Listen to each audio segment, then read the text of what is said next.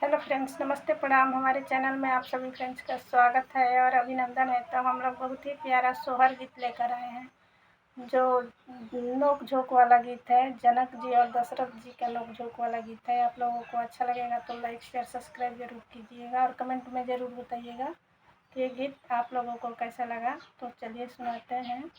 जय श्री राम। चिट्ठिया लिखे राजा दशरथ